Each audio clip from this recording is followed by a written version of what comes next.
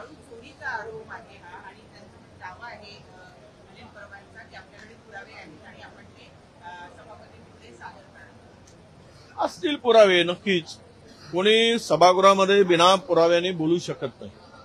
त्यामुळे अनिल परबांच्याकडे पुरावे असावेत म्हणून त्यांनी एवढं धाडस केलेलं आहे.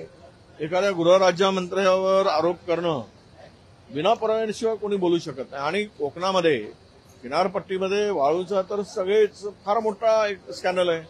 सगळे वाळूचा धंदा मोठ्या प्रमाणामध्ये तिथे अनेक लोक सहभागी आहेत. मला माहित नाही माझ्याकडे कारण त्या गोष्टी नाहीत की योगेश कदमांचा किती सहभाग आहे. पण ते जर त्या ठिकाणी सभागृहामध्ये हा विषय येत असेल मांडला जात असेल वाळू चोरीचा तर सरकारने चौकशी केली पाहिजे आणि पुरावे असतील तर कारवाई केली पाहिजे. शाळांच्या आयडी घोटाळा प्रकरणी प्रशासकीय यांचं आता अतिशय गाजलंय. त्यांनी थेट शिक्षकांवर देशद्रोहाचा गुन्हा दाखल करा अशी मागणी केली. नाही सरसकट शिक्षकावर कोणी बोलले ते मी ऐकलं ते भलेही भारतीय जनता पक्षाचे आमदार असतील पण मी काल त्यांचं वक्तव्य ऐकलंय. त्यांनी जे बोगस शालांत आयडी घेऊन ज्या बोगस नोकऱ्या प्राप्त केल्या त्यांच्यावर तो देशद्रोहाचा गुन्हा दाखल करा अशी त्यांची मागणी होती. त्यामुळे मी वास्तविकता आणि सत्यता मांडेल. कोणावर काही उगीच चुकीचा आरोप होऊ नये. सर्व शिक्षकावर बोलले नाही. आज प्रत्येक विभागामध्ये 500,000 कोटीचा घोटाळा झालेला आहे. सर्व सत्तेच्या जवळीक साधून संस्था चालकांनी शिक्षणाधिकाऱ्याला हाताशी धरून तिथल्या अकाउंट आणि शालांत आयडीचा जे हाताळतात त्यांना सोबत घेऊन हा सर्व घोटाळा केलेला आहे. जे मुळात शिक्षकाच्या लायकीचेच नाही अशांना शिक्षक नेमणूक केली गेली. जे शिक्षक म्हणून रुजूच झाले नाहीत अशांना सुद्धा तिथे नेमल्या गेलं. आणि नागपूरमध्ये तर कहर झाला. सगळे शिक्षणाधिकारी मोकाट आणि ज्यांचा काही संबंध नाही अशा उपसंचालकांना त्याने अटक करून कोठडीत टाकलं. खरं तर हे खालीपासून चौकशी करून वरपर्यंत यायला पाहिजेत. पहिल्यांदा वरच्याला उचललं ज्याचा संबंध नाही. कारण शालांत आयडीच्या संदर्भात त्याच उपसंचालकांनी शासनाला पोलिसांना कमिशनरला की याची चौकशी करा म्हणून पत्र दिलं. म्हणजे उलटा चोर असंच झालंय. त्यांनी जे सत्यता पडताळून पत्र दिलं त्यालाच उचललं. याचा अर्थ असा आहे की सत्तेच्या जवळच्या संस्था चालकांनी अमाप फायदा याचा उचललेला आहे आणि ही चौकशी अंती सिद्ध होईलच. पण अजूनही जे बदमाश या स्कॅम मध्ये आहेत त्यांच्यावर कुठलीही कारवाई झाली नाही. सर काल कृषी मंत्री बबनराव लोणीकर यांच्या मुद्द्यावरून जे आहे ते काल नानापटोले नाईक निवेदन केलं होतं. आजही तुमचा हा मुद्दा असणार आहे. आता आमची महाविकास आघाडीची बैठक आहे 10 वाजता. त्यामध्ये शेतकऱ्यांचाच प्रश्न घेऊन आमची चर्चा आहे आणि काय ठरवायचं ते आज आम्ही ठरवू. देवेंद्र फडणवीस यांनी भाजपच्या अधिवेशनामध्ये भाषण देत असताना असं एक वक्तव्य केलंय त्रिभाषा सूत्राच्या संदर्भात की जे स्वतःची बॉम्बे स्कॉटिश शाळेमध्ये शिकली त्यांनी आम्हाला भाषेबद्दल शिकवलं. असं आहे की गुजरातची मंडळी सीबीएसई शाळेमध्ये जातात त्यामुळं त्यांना भाषेचा अभिमान नाही आहे का? त्यांना का लागू करत नाही मग हिंदी? म्हणून कुणाची मुलं कुठल्या शाळेत शिकतात म्हणून मातृभाषेला विसरा असा आरोप करणं योग्य नाही असं माझं स्पष्ट मत आहे. सर स्थानिक स्वराज्य संस्थांच्या निवडणुका ज्या आहेत ते काँग्रेस सोबत राहण्याची शक्यता वर्तवली जाते. 2 ठाकरे एकत्र आल्यानंतर काँग्रेस त्यांच्यासोबत राहणार की वेगळी लढणार?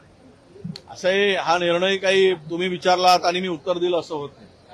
शेवट आघाड्यांचे काही तत्व आहेत आणि आघाड्यामध्ये बैठका घेऊन चर्चा करून हा निर्णय घ्यावा लागतो.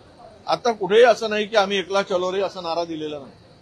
ना आमच्या हायकमांडनी सांगितलं ना आमच्या अंतर्गत बैठकीमध्ये आम्ही एकला चलो किंवा आम्ही काँग्रेस आपलं स्वतःच्या भरोश्यावर स्वबळावर लढावं असा कुठलाही निर्णय झालेला नाही. चर्चा सुरू आहे. 5 लोकांची कमिटी केलेली आहे.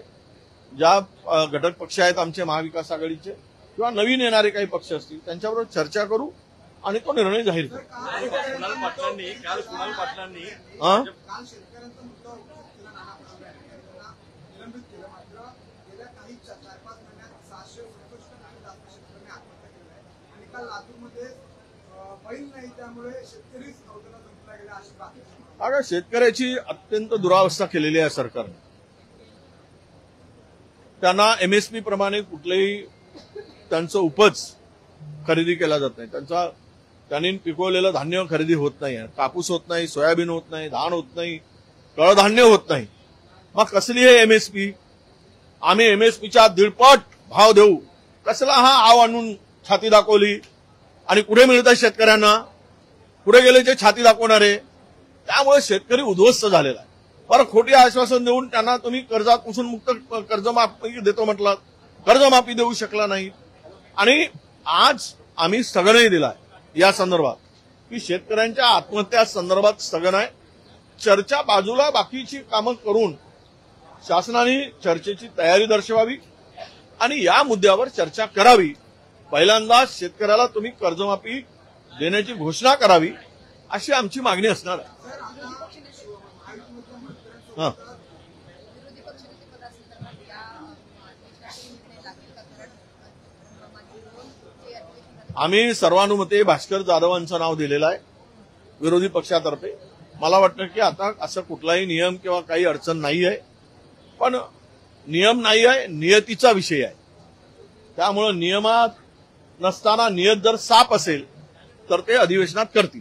बारामतीच्या जल्लोष मेळ्यात सहभागी होण्याच्या संदर्भामध्ये काही चर्चा झाली आहे का काँग्रेस? आम्हाला निमंत्रण आले आहे आणि आम्ही सहभागी होण्याचा निर्णय घेतला. सर, संजय राऊतांनी आता एक पत्र लिहिलं आहे मुख्यमंत्र्यांना आणि आमदार सुनील शेळके यांच्या संदर्भातलं पत्र आहे. सुनील शेळकेंनी जवळपास अनेक कोटींची रॉयल्टी जी आहे ती बुडवली आहे अशा पद्धतीचा आरोप त्यांनी पत्राद्वारे केलेला आहे. मुख्यमंत्र्यांना पत्र लिहिलं. लाईन लागेल घोटाळ्यांचे आरोप केले तर.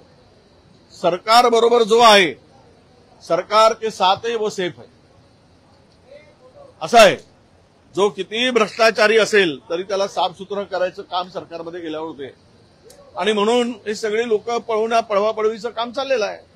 तुम्हाला अनेक किती लोक, शेळकेंचंच काय, राज्याला लुटण्याचं काम सुरू आहे, राज्य लुटून खाण्याचं काम सुरू आहे.